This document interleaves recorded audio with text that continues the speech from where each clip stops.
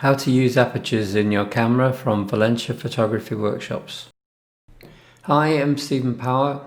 I've been a photographer and a photography teacher for a long time, and I hope you like this series of videos on photography theory. If so, please click the subscribe button in the bottom right hand corner to keep up to date with new tutorials.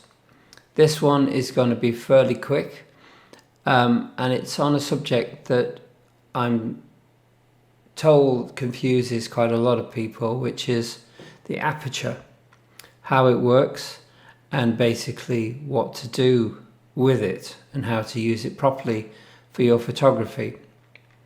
So let's get started. Look at this photograph here, and this is a picture of an aperture.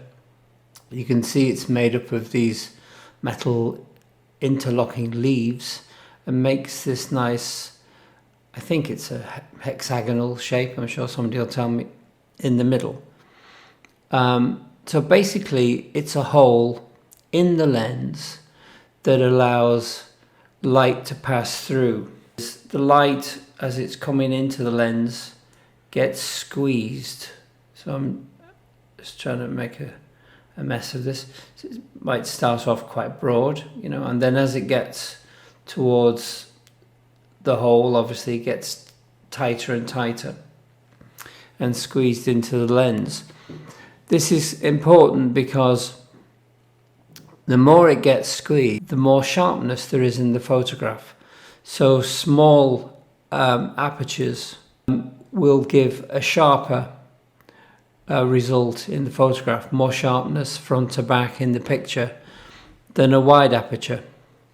This is a diagram of 4 different apertures. A couple of them are quite similar.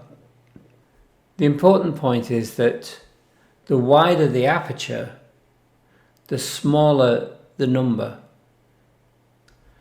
So we'll say this is f2. F means focal, and 2 is just a number that describes how big this aperture is. And this is often referred to as an f-stop. So let's say the widest one on your camera is f2, and then the next, another one which is not quite as wide, might be f5.6. And as we get smaller with the aperture, let's say f8, on this one, the number gets bigger. Let's say f16.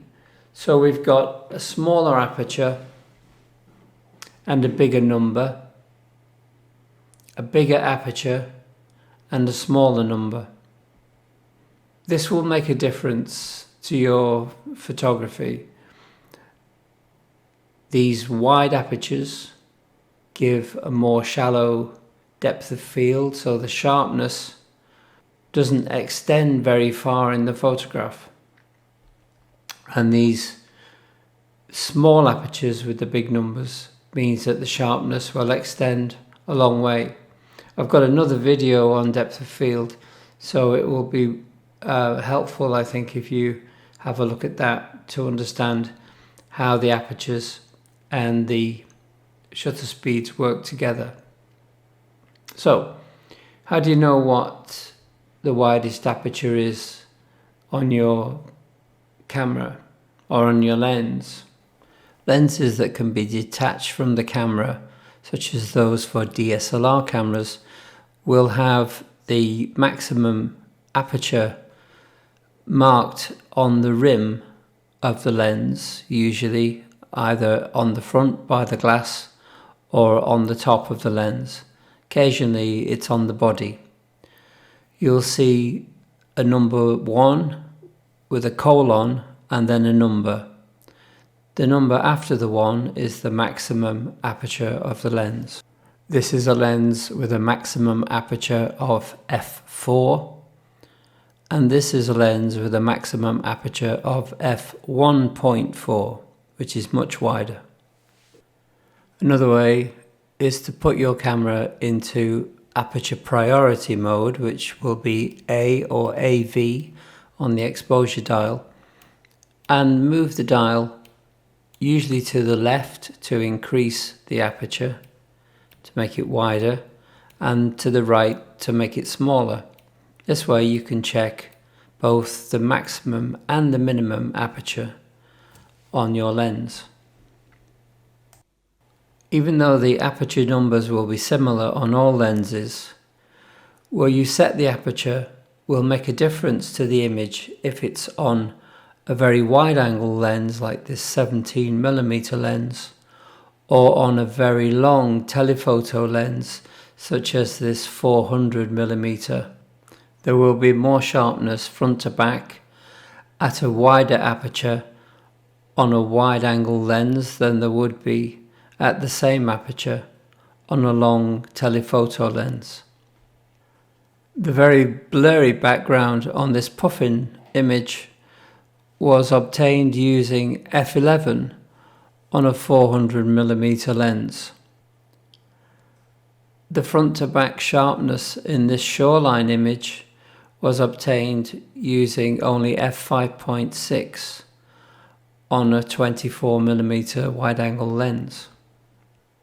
So whether you want a lot of blurriness in the background or around the subject, or if you want sharpness from front to back in your photograph, it's very important to consider the focal length of the lens that you are using, as well as the aperture that you are going to set on it.